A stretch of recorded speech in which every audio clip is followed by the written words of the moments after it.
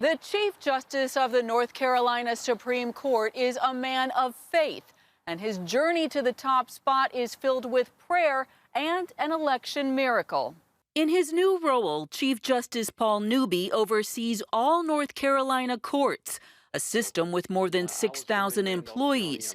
Newby, a committed believer, sees God's hand through it all. My mom was a school teacher. Dad was a linotype operator. Growing up in North Carolina, Newby says no one in his family ever practiced law. He caught the bug attending Duke University, then interning for Supreme Court Chief Justice Warren Burger in 1976. Found his inspiration in studying the Bill of Rights. As lawyers, that's our high calling, to be sure that people are able to exercise their fundamental God-given rights, and the courts are there to protect we the people from we the government. Newby would go on to marry fellow law student Macon Tucker, work in private practice, and then serve as assistant U.S. attorney for 19 years. A turning point came as he prayed for judges and his concern about religious liberty. I'm crying out to God that we might have godly people in these roles, and I get this sense of, oh, what about you? Are you willing to do it? And I'm like, here I am, Lord, send somebody else. This is crazy. I'm a nobody. Yeah, newbies have been in North Carolina since 1700, but we hadn't done anything. He would later serve with Chief Justice Mark Martin, who left the Supreme Court in 2019 to lead the Regent Law School.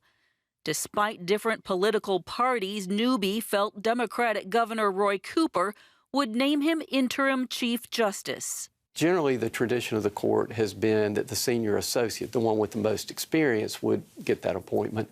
I was the senior associate. Cooper, however, appointed Justice Sherry Beasley, and that set up Newby's 2020 race opposing her.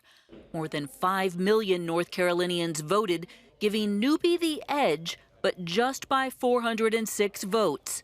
As permitted by state law, Beasley requested a machine recount. That set off 40 days of prayer in the Newby home.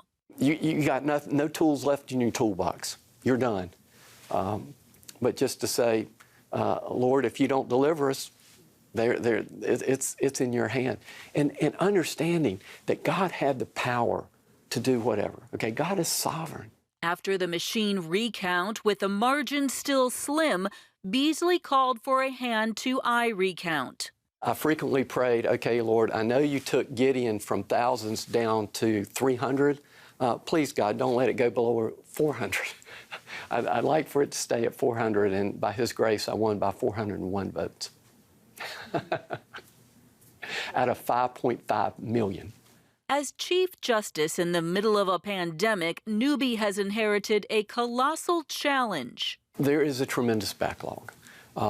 Jury trials were shut down from March until maybe November, and then they were shut down again in December. He's asked Governor Cooper to consider courthouse personnel as essential frontline workers. Under our state constitution, it says that the courts are to always be open and to provide justice without favor, denial, or delay. And to expedite the process, he's putting decision-making back in the hands of the state's 102 courthouses. What I'm asking the local officials to do is to proceed with due diligence. While North Carolina's recount process put Newby on top, he's fully aware that many are frustrated with the presidential election. Are we disappointed? Sure. Do we wish certain elections had come out differently? Absolutely. But God is in control.